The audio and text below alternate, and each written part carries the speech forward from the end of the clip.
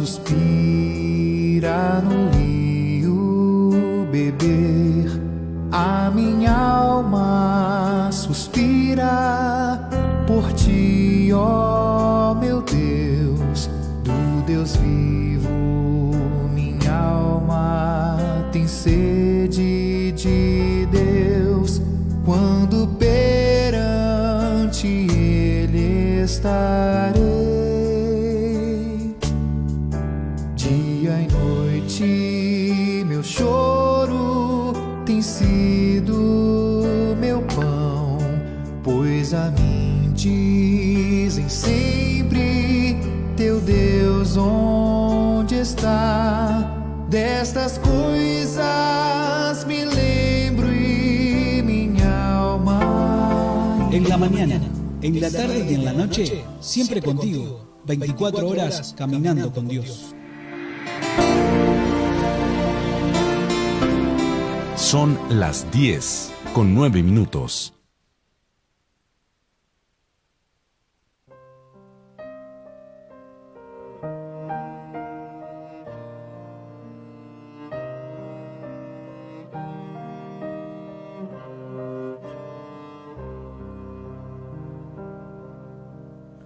Porque se amotina toda nación, porque los pueblos piensan vanidades, los reyes del mundo harán rebelión y conspirarán muchas majestades contra el Señor y contra su. La hora de la reforma.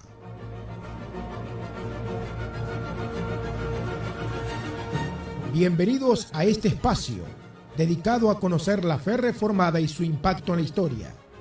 Desde California, Estados Unidos, con ustedes, el teólogo presbiteriano Kaiser Recording in progress.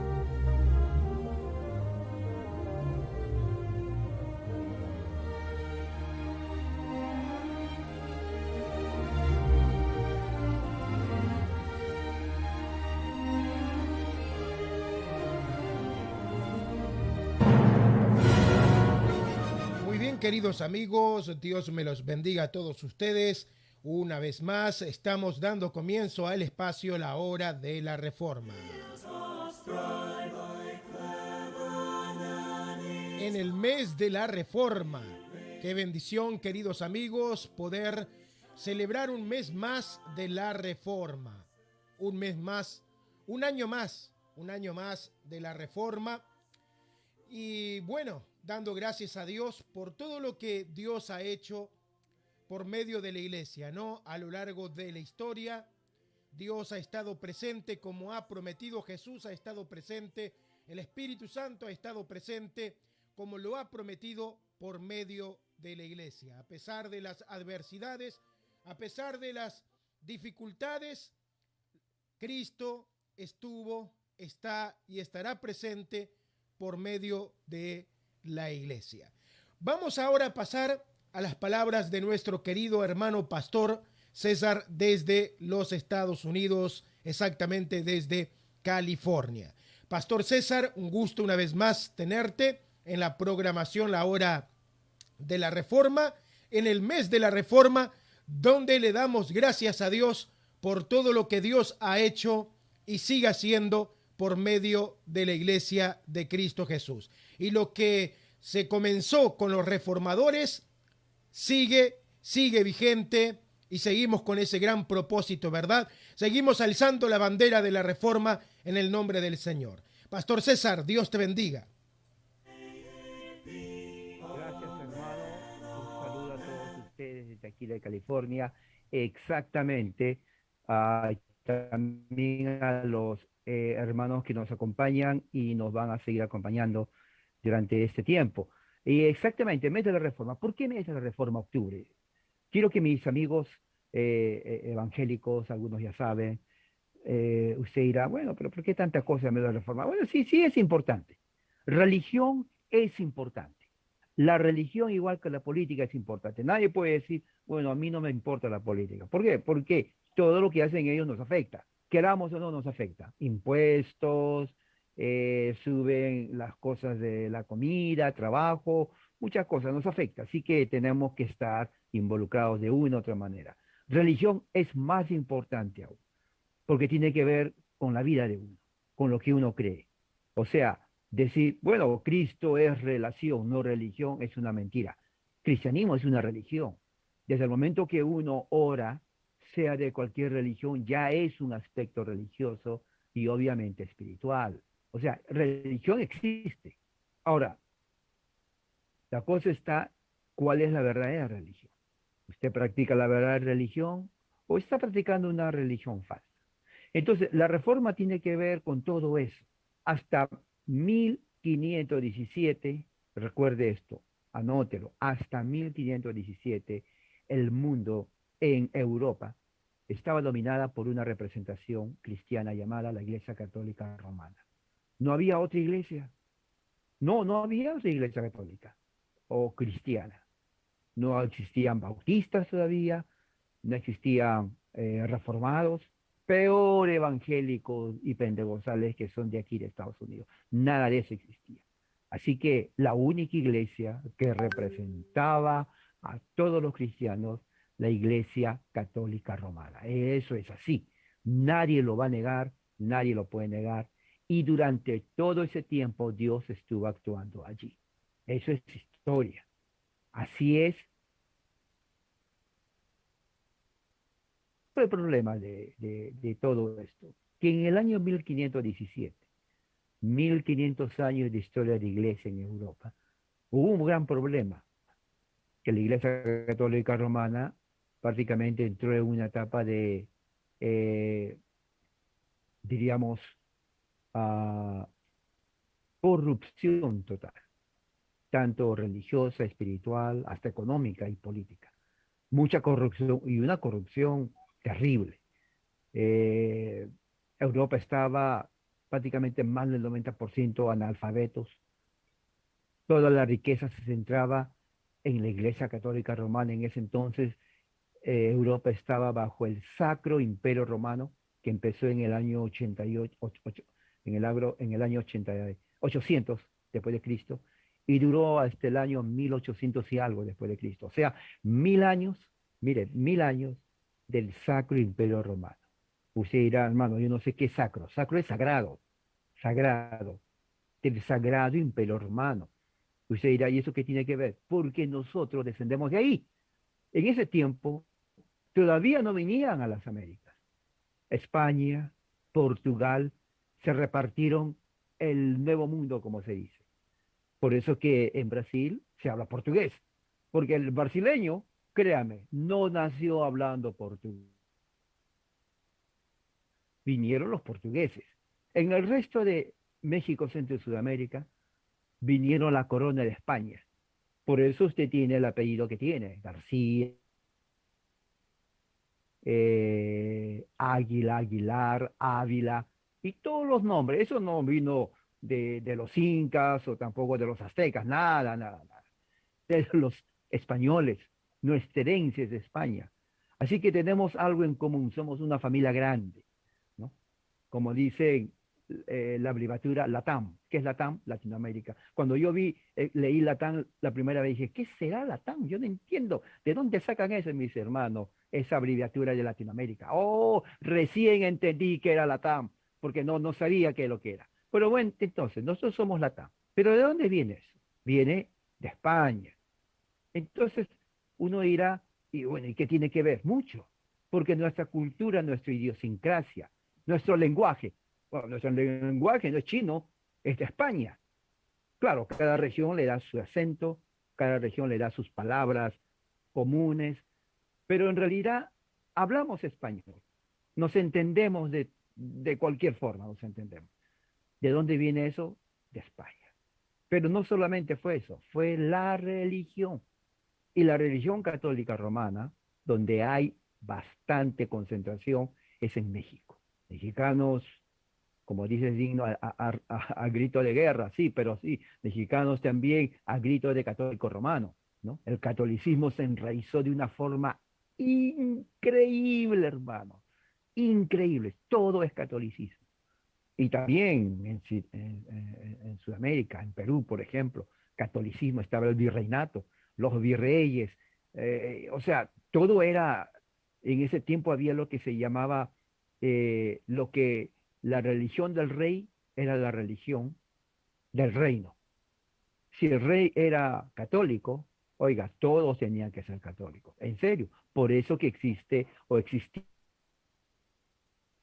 dice, oye, por ahí hay un protestante, está sacando, entrando una Biblia de contrabando. Oh, no le daban la mano al protestante. Confiscaban las Biblias, inmediatamente lo torturaban y trágicamente pues lo tenían que matar, porque no aceptaban ninguna otra religión. O sea, el catolicismo fue, diríamos, muy en ese aspecto intolerante de cualquier otra versión de cristianismo. Entonces, 1517, al inicio del siglo XVI, al inicio, 1517, ¿qué es lo que sucede en Europa? Algo que nadie se había imaginado. Es más, ni siquiera la misma persona se imaginaba lo que iba a hacer. ¿Qué es lo que sucede? Bueno, el Papa, León X en esa época, quería edificar y terminar la Basílica de San Pedro. Si usted pone Vaticano, Basílica de San Pedro, hace Google, ahí va a ver, ahí vive el Papa. Pero ¿cómo empezó eso? Bueno, financiamiento. O sea, nada se hace sin dinero. ¿Y de dónde va a sacar el Papa su dinero? No es porque no tenía. El Papa, recuerde, Sacro Imperio Romano, año 800. Para 1500 ya era como 800 años. ¿Usted sabe lo que hizo el Papa durante 800 años? No, no, no, no. No predicó el Evangelio. Se hizo de dinero. El personaje que tenía más dinero que todos los reyes de Europa fue el Papa. Por eso que Lutero decía, si el Papa quiere edificar el Vaticano, la Basílica, pues que use su dinero. Ahí dice, en vez que le pida a la gente, oiga, y Europa era pobre, ¿qué le va a dar? Si usted se hacía, digamos, 3.000 pesos al mes, usted tenía que dar unos 2.000 pesos. ¿Y qué va con 1.000 pesos? Cuando se arriendo, le cuesta 1.200. Hasta debía, al punto que decía, o como o pago la renta. ¿Cuál hago de los dos? Porque no tengo ni zapatos. Y eso era la vida europea, terrible. ¿Le importaba al papado? Absolutamente nada. Y no estamos hablando de 3 o de 4, estamos hablando de millones de europeos bajo el catolicismo. Entonces, ¿qué es lo que sucede? El papado dice, bueno, necesitamos dinero, yo no voy a gastar mi dinero, dice el papa. No, yo no soy tonto para estar pagando para la construcción de la basílica. Entonces el papa dice, bueno, vamos a hacer lo que siempre hacemos, sacar dinero a la gente. Entonces, ¿cómo lo hicieron? Con la venta de indulgencia. ¿Qué es indulgencia? La venta de certificados, ¿no? Venta de certificados que justamente prometían el perdón de los castigos y del pecado a la persona y también para sus familiares que habían muerto. Entonces, eso es herejía en realidad, ya de por sí, porque el perdón de los pecados lo otorga Dios al que se arrepiente y en su gracia Dios perdona gratuitamente. No tiene que ir a pagar, mira, te tengo aquí $1.000, por favor, perdóname mi pecado. No existe, pero eso es exactamente lo que hizo el catolicismo.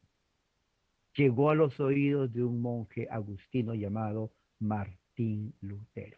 Ahora, esto tiene que saber, porque hasta ese momento no había otra religión. O sea, usted dirá, pero yo soy pentecostal. Eso de pentecostal no importa para nada, no sirve, porque en ese entonces no había esas sectas, solamente la Iglesia Católica Romana, entiéndalo. No había nada más. Claro, la Iglesia Ortodoxa, pero estaba en el Oriente, no entraba en esa parte. Pero en Europa la Iglesia Católica Romana tenía el dominio total, escuche bien. Entonces, ¿qué es lo que hace esta persona llamada Martín Lutero? Dice, bueno, esto es mentira, esto es aberración, esto no es correcto. Y aparte que es un abuso a la gente. Oiga, la gente pobre tenía, ¿cuántos tienes? 3 pesos. Estos 3 pesos es para la semana, para comprar mi arroz, mi pan y bueno, cualquier cosita. Bueno, tienes que dar, porque tus pecados, tu esposo que se murió, pues ¿cuánto daría de los 3 pesos? No, no más da 2 pesos y medio. ¿Ah? Sí, 2 pesos y medio, te quedas con 50 centavos. Gente pobre. Y la gente, claro, ignorante, decía, pues yo que prefiero comer a mi esposo que está en el purgatorio. Bueno, el pobre fue malo, pero quiero que se salga del purgatorio, le daba todo, básicamente casi todo el dinero. O sea, ese abuso, que era en la mayoría, Lutero se enoja y dice, voy a protestar.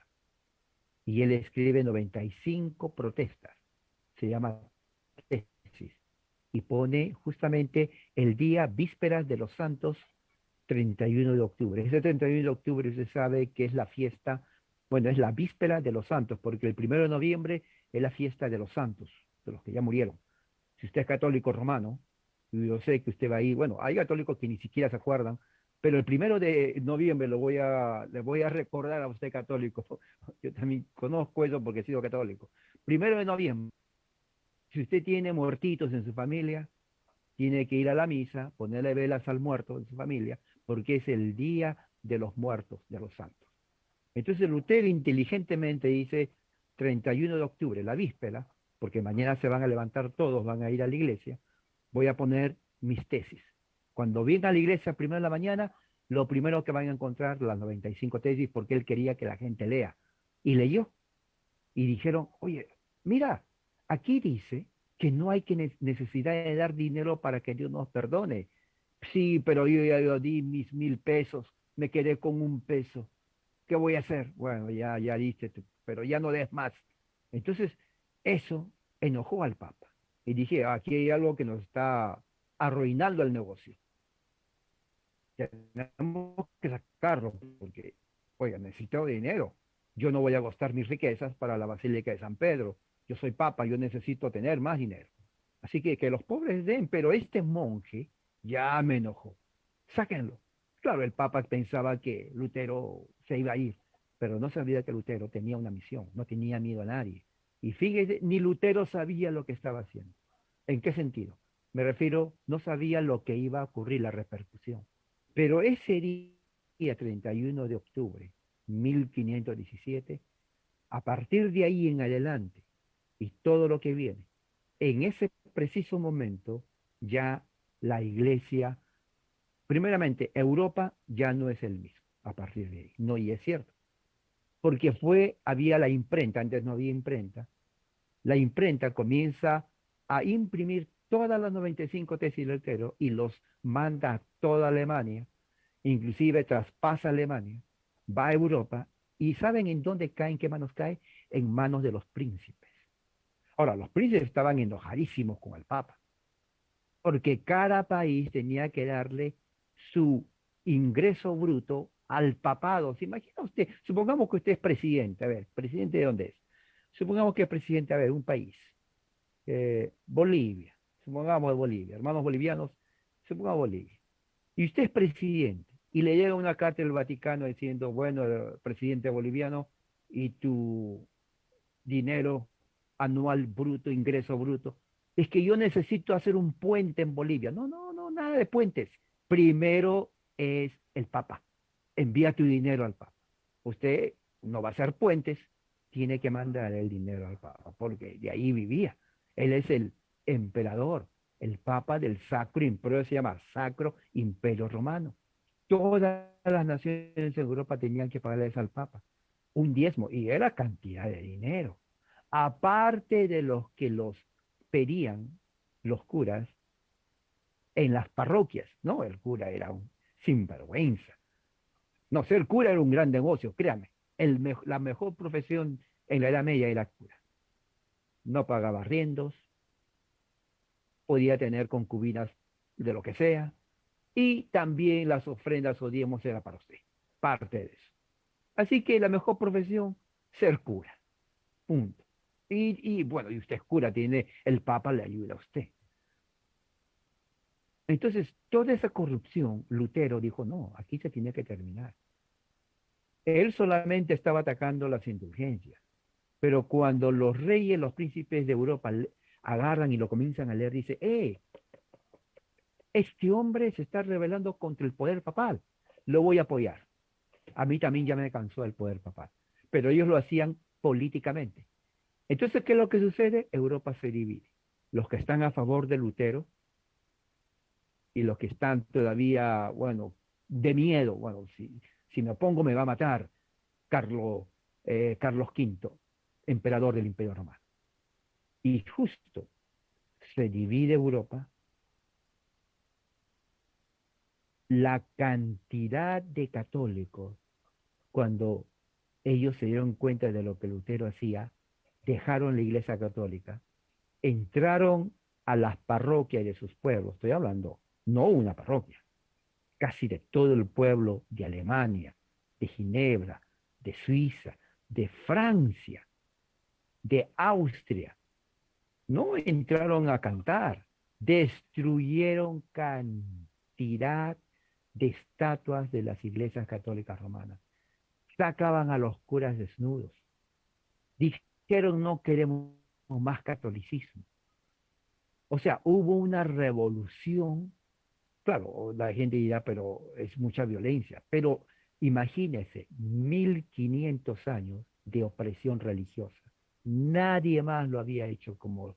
Bueno, y Lutero no, él no dijo eso, pero los escritos de él hicieron que la gente lo tome y dijeron, ahora es hoy o nunca. ¿Sí? Y los príncipes dijeron, le apoyamos. Tenemos que romper el poder papal. Y lo hicieron. 1517, Martín Lutero se enfrenta, desafía el poder papal, lo declaran herético, obviamente, pero ya Europa ya no es la misma. De lo que era antes consolidado bajo el poder papal, ahora ya se están divididos entre católicos y luteranos y los príncipes que no aceptaron y rechazaron el poder papal, los cristianos que estaban solamente siendo católicos ignorantes, ahora ya ellos podían leer y aprender a leer con la Biblia de Lutero que lo había hecho. Se reunían, habían roto todas las estatuas, lo rompieron literalmente, lo quemaban, sacaban estatuas grandísimas de las iglesias, las parroquias, los quemaban, los rompían y rompían y decían solamente aquí se predica la palabra, entraban, cantaban, no había estatuas y comenzó una nueva era que ni siquiera el Papa se imaginaba, porque él pensaba, no, este hombre es un charlatán. No fue charlatán. A partir de ese momento Europa ya no es la misma. Y hasta ahora. Entonces, ¿por qué es importante eso? Porque es ahí cuando ya el cristianismo ya no es catolicismo romano, sino es mitad católico, pierde poder. Al Papa lo que le dolió más no es tanto que tú hayas creído en alguien o no creas, es que no hay ingreso de dinero. Oiga, un negociante lo que le importa es dinero. ¿O por qué crees que se mete de negociante? No para ser bueno, es para ganar dinero. A él no le importa que si tú le compres algo y el resto lo tiras, o no le importa. A él lo que le importa es dame mi dinero. Te vendo y ya tú sabrás qué hacer con lo que compras. Más de la mitad del ingreso bruto que entraba al Papa perdió. Al perder poder económico, ya no tiene poder político. Entonces eso enojó. La mitad de Europa se fue con Lutero, con las ideas protestantes, con las ideas de la Reforma. Es como decir, el Papa si recibía antes 100.000 pesos, se le redujo el presupuesto a unos, ¿qué? 40.000 pesos. Oiga, 40.000 pesos después de recibir 100.000 es cantidad de dinero. Es cantidad de dinero. Y Alemania era uno de los países europeos en donde era la fuente más rica para el papado. Y justo en Alemania se divide. ¿Usted cree que el Papa estaba feliz de que su salario, que dependía de la gente que robaba, se disminuía? Claro que no. Al Papa no le importó, estos están recibiendo a Cristo, qué bien, yo soy el Papa y me alegro. No, no, no, al Papa lo que decía, ya no tengo más dinero. Entonces, todas las persecuciones que hacía el papado no era porque tanto estaba enojado. Sí, estaba enojado, pero estaba enojado no porque se salían de la iglesia romana, sino porque ya no hay dinero, oiga. ¿Y ahora quién me va a dar más dinero? Maten a los herejes. ¿Ahora entiende por qué? Porque no había entrada de dinero. Entonces, toda esa riqueza que en este momento amasó el Vaticano, el Papa, es la razón por la cual son o tienen mucha riqueza hoy en día. De ese entonces, Lutero cambió Europa totalmente y en cuestión de religión mostró otro cristianismo. ¿Cuál es el cristianismo que trajo Lutero? No la autoridad del Papa, sino la autoridad de las Escrituras. Limpio. Si antes usted tenía que pagar 3.000 pesos para el alma del purgatorio de su esposa, de su esposo que estaban ahí, y para sus pecados de usted, ¿qué cree? Ahora usted sabe a través del Evangelio que la salvación es por gracia. Usted no tiene que dar dinero al predicador, al monje, al cardenal, a nadie. Que no tiene que estar usted entre doy mis últimos 2.000 pesos o no. No. Y no solamente eso, sino que el perdón es real, porque el perdón papal o del sacerdote corrupto no servía absolutamente para nada. O sea, él no podía decir, sí, te perdono. No, no. Dios no reconocía ese perdón. Pero el perdón que viene de Dios, de un corazón humillado, sincero, directo por medio de Cristo, sin necesidad de poner dinero en el cofre, eso es lo que trajo la reforma. La gente que no leía antes la Biblia tenía su Biblia en su casa. Podía decirle directo, Padre, perdóname por mis pecados. Y ya no tenía que ir a un sacerdote. Vine a confesar mis pecados, pero me doy tanta vergüenza porque he hecho pecados tan feos, hasta vergüenza me da de decirte. Sí, pero ya sabes que te va a costar. O sea, no era perdón de pecado gratis. Ahora no. Ahora tú y tu creador. Tú y tu creador en el nombre de Jesús. Nadie más. ¿Usted sabe cuántos millones de personas europeas sintieron en su corazón la paz verdadera de Cristo, sin esa carga de que tengo que ir a la iglesia, tengo que dar, porque sin dinero no hay perdón, y regresabas como regresaba Lutero, aún así culpable, con un sentimiento de culpa, y dice, ¿qué me vale ser? ¿De qué me vale poner velas a reliquias? ¿Se acuerdan que ellos tenían reliquia? El otro día estaba viendo, tienen la dentadura de un apóstol. Yo me pregunto, ¿cómo sacaron la dentadura de ese apóstol? Oiga, la dentadura del apóstol, yo creo que es el apóstol Santiago. ¿De dónde le sacaron la dentadura? Y la gente poniéndole vela a la dentadura. Eso es locura. Pero la gente era así de ignorante. El cabello de la Virgen María. Se quedaban mirando el cabello. No sé qué tanto miraba un cabello. Y no era de ella. Pero eso es lo que hacía la Iglesia Católica Romana. Porque así embrutecía a la gente. Le esclavizaba su alma, su mente. Entonces la reforma lo que trajo es libertad para que la gente tenga acceso a la verdadera religión. Por eso empecé. ¿Cuál es la verdadera religión? Cristo Jesús. La fe en Cristo. Verdadero. Uno se arrepiente a Cristo. No voy al sacerdote. Los europeos entendieron, no hay que ir al sacerdote. ¿Qué sacerdote? Si es más corrupto que mi burro. Hasta mi burro es más decente que el sacerdote. Entonces no. Entonces ellos iban a solas, le pedían perdón a Dios y su fe desde la Escritura lo ponían en Cristo. Un pasaje clave que Martín Lutero compartió y también Calvino está en Romanos 1:17. Dice así, dice, porque en el Evangelio la justicia de Dios se revela por fe y para fe, como está escrito, el justo por la fe vivirá. Oiga, ¿usted sabe lo que significa eso? Cuando se habla de justicia significa cómo uno puede ser justo ante Dios. La respuesta es por fe. Oiga, entonces no tengo yo que poner velas a la Virgen de la puerta y luego hacer penitencia y ver las reliquias. No, nada de eso. De veras que no tengo que... No, no, no, nada de eso. La salvación es por gracia. O es por fe, sí. Entonces la gente comenzó a entender, el Evangelio es por fe. La salvación es por fe en Cristo. Entonces, eso despertó a todo un continente. Inclusive muchos católicos que se quedaron ahí sabían de que ya la mentira ya no se puede esconder.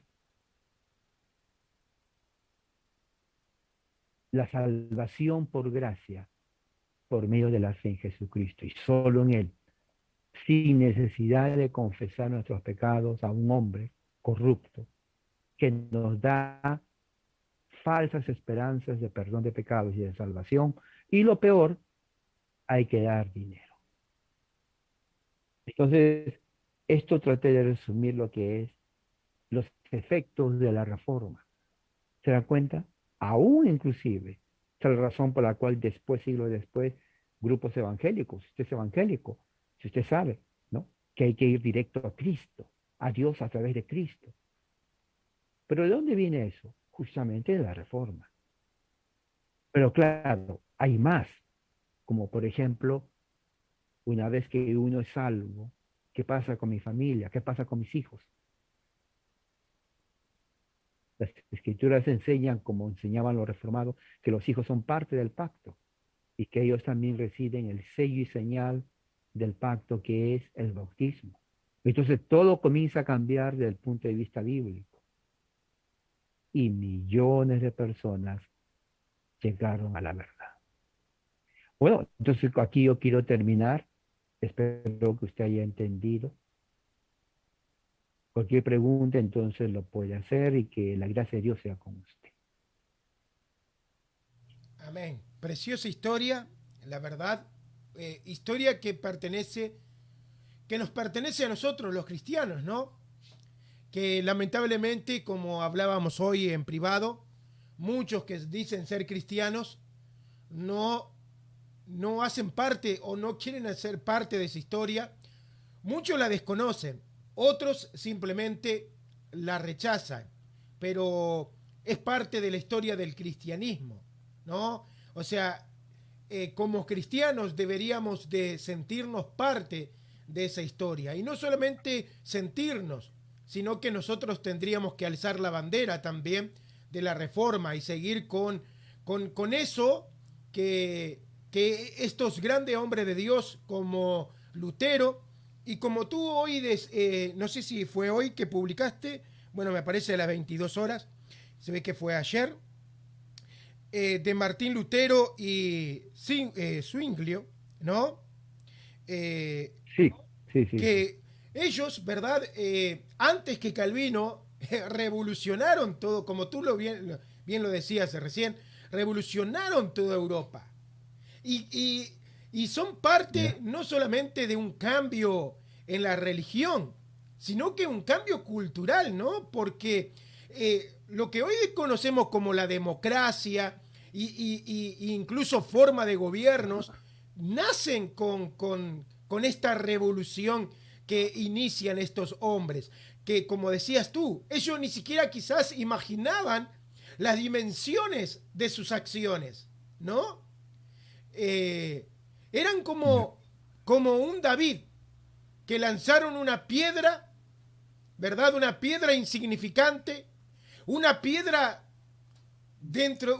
que fue elegida dentro de tantas piedras que eran insignificantes, pero esa simple piedra derribó a un gran gigante, ¿no?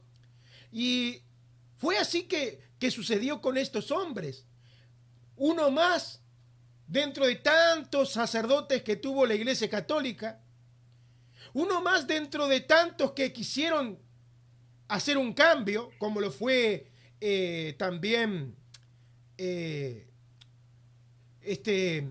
Hus, ¿no? Que lo quemaron en la hoguera 100 años antes de Martín Lutero, y otros tantos, Claro. pero sin embargo, lo que causó la acción de estos hombres fue tremendo, ¿no? Porque no solamente pasó con Martín Lutero, sino que estaba pasando cosas al mismo tiempo en varias partes de Europa, con otros hombres, con otras figuras también, ¿no? Y claro, Martín Lutero fue el que puso, podemos decir así, el desafío más grande, ¿no? Clavar las 95 tesis allí en la puerta del templo de todos los santos, ¿no? Algo así que se llamaba el templo ahí. Y qué audacia la de Martín Lutero, ¿no? Qué valor, qué coraje, ¿no? Desafió podemos decir que al imperio más grande que existía, porque aunque estaba Inglaterra, los reyes de España, y había montones de reinados y reyes, creo que no existía un poder como el poder católico en aquel entonces. Y Martín Lutero fue y clavó las 95 tesis desafiando al imperio más grande que era la propia Iglesia Católica, el propio Papa. Qué tremendo, ¿no? Y cómo se dio toda la historia, como tú lo contabas. Voy a leerte algunos comentarios, algunas impresiones de los hermanos que están siguiendo el estudio, ¿no? Así terminamos. A ver por aquí. Vamos a bajar el volumen. Dice Gabriel: me apasiona la historia de la Reforma. Definitivamente el mundo en el siglo XV fue sacudido por el Evangelio. Exactamente, ¿no? Fue lo que sucedió con la Reforma. Dios sacudió el mundo entero y la historia a través de ese gran evento. Luis Rosales dice: sacó el dinero de las indulgencias. Sí, Martín Lutero, como tú decías, pastor, le rompió la alcancía al Papa, ¿no? le rompió la alcancía Claro. al Papa. Sí. Pero bueno, hay muchos comentarios que los hermanos dejan, impresiones sobre esta historia, y que ojalá muchos hermanos puedan compartir el video para que los hermanos cristianos conozcan la historia, y que a través de esta historia, Pastor César, se contagie, ¿no? Se contagie ese espíritu de defensa y de celo por la verdad bíblica. Pero no te robo más del tiempo. Claro. Sí. Nos vamos despidiendo, Pastor Claro, César. claro. Y muchas gracias por tu tiempo, Muy bien, hermano. Entonces, sí, gracias a usted también, y ahí los hermanos que escuchan, compartan cualquier pregunta, lo pueden hacer al pastor Luis, él me hace saber, y esto hay para rato. Yo sé que si hubiera 3 horas, mucho que hablar de Lutero, y solamente Lutero, sin entrar Calvino, no, Calvino, otra cosa, otra dimensión, ya será la próxima vez que hablemos de él. Así que la gracia de Dios sea con todos ustedes, hermanos. Amén. Amén. Dios te bendiga, pastor. Dios bendiga a todos los oyentes y a los hermanos que nos ven a través de Facebook. Muchas bendiciones para todos ustedes. Dios me los guarde.